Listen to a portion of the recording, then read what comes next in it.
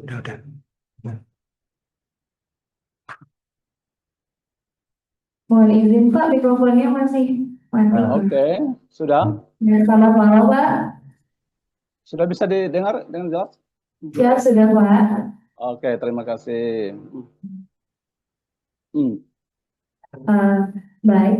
Pada baik. kesempatan kali ini, eh, kita akan membedah puisi dari Pak Yosef ke dalam bahasa Esperanto. Jadi kami minta tolong Pak Yohanes Mahyutu untuk membedah puisinya Pak Yosef yang telah diterbitkan dalam sebuah majalah seperti Hmm, pada sesi diskusi SID kemarin. oke, baik. Ya, terima kasih banyak atas kesempatan yang diberikan. Saya sungguh bergembira bisa berpartisipasi dalam diskusi yang menarik ini. Apalagi yang berbicara adalah penulisnya sendiri. Dan saya juga sebenarnya saya sudah pernah berkunjung ke STPN, ke perpustakaan, dan pernah hadir dalam satu diskusi beberapa tahun lalu tentang Sumpah Pemuda.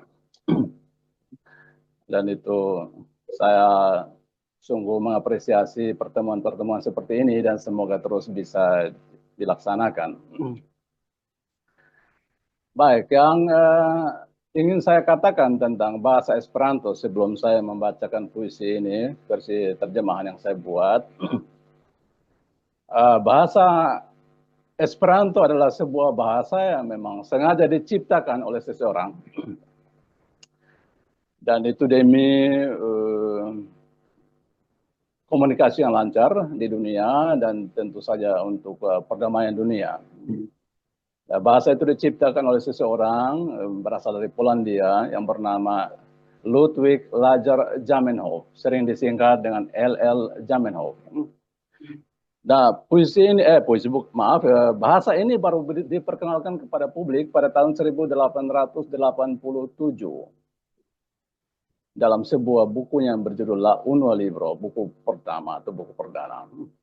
Nah, bahasa ini juga sudah diakui oleh UNESCO. UNESCO sudah sejak saat itu dan sampai saat ini punya pengguna atau penutur di hampir semua negara di muka bumi ini, walaupun dalam jumlah yang kecil. Tapi bahasa ini adalah sebuah bahasa yang sangat internasional.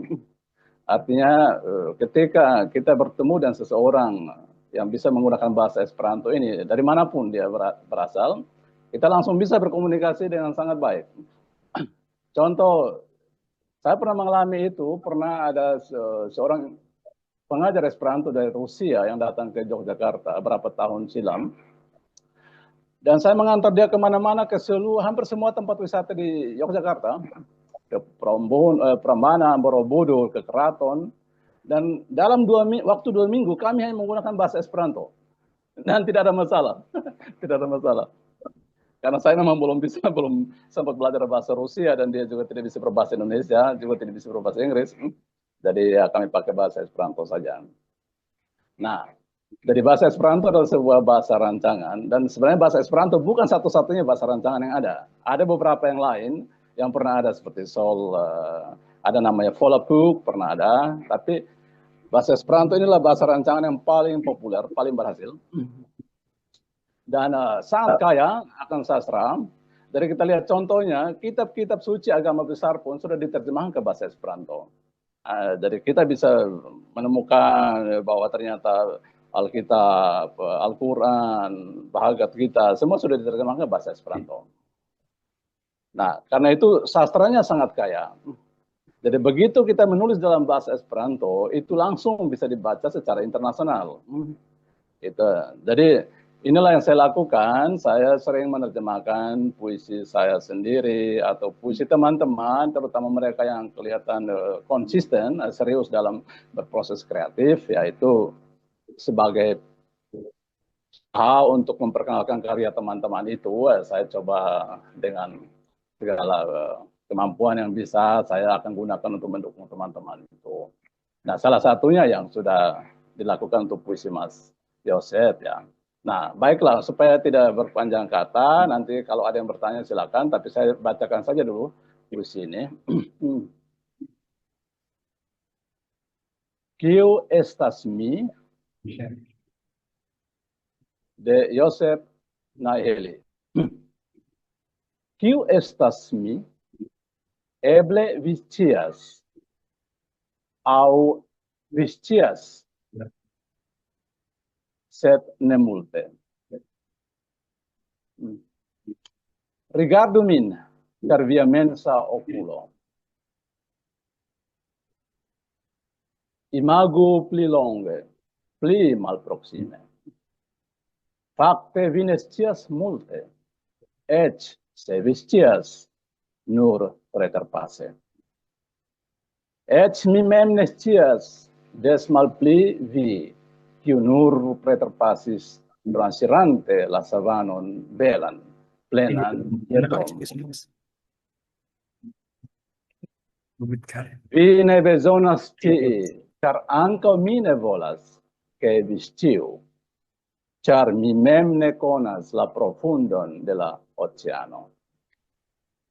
Tio sufiĉas. Nur lasu la venton blovi, nur aŭskultu la kantadon de la kanario, kiu dancas por inciteti sian partrenon.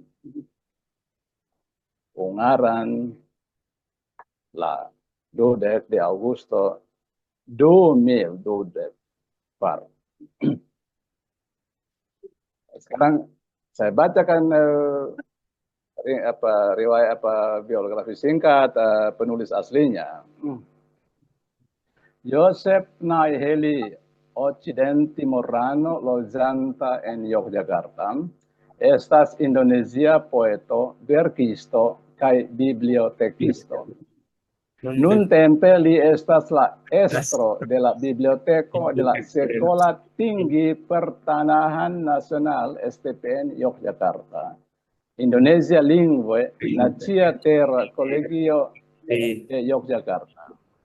Li ankaŭ estas membro de la redakcio de la majalah pendidikan literasi guru, Indonesia Lingve Revuo pri instruista legozio edupo. En decembro 2023, lia Indonesia Lingvo libro Kuubah Duniaku antara imajinasi dan kenyataan, mi ŝanĝas mian mondon inter imago kaj realo, estis eldonita de Lembaga Ladang Kata en Yogyakarta. Esperantigus Yohanes Manitu, Indonesio. Kira-kira begitu yang saya bisa sampaikan tentang terjemahan ini. Terjemahan ini terbit seperti yang sudah sering dikatakan oleh penulisnya sendiri tadi, bahwa terbit di majalah Penseo. Jadi majalah Penseo ini salah satu majalah sastra Esperanto yang sudah lama sekali. Ada riwayatnya tadi mungkin sudah disebutkan, tahun 90-an sudah aktif ya. Dan kebiasaan berbagi seperti ini di kalangan Esperantis. Esperantis adalah sebutan untuk para pengguna bahasa Esperanto. Jadi karya-karya ini bisa tersebar, bisa sampai kemana-mana di seluruh dunia. Dan contohnya baru-baru ini saya membagikan satu terjemahan saya ke bahasa Esperanto dari puisi saya sendiri dalam bahasa Melayu Kupang. Dan itu pun dalam bulan ini atau bulan depan akan terbit di sebuah majalah sastra di Hongaria. Jadi begitu orang melihat karyanya, orang bisa langsung tertarik dan bisa menerbitkan itu. Jadi ini sebuah kesempatan untuk berbagi sastra secara timbal balik ya, jadi bersifat egaliter, resiprokal begitu. Jadi ya saya pikir itu yang bisa saya sampaikan, mungkin nanti ada tanggapan.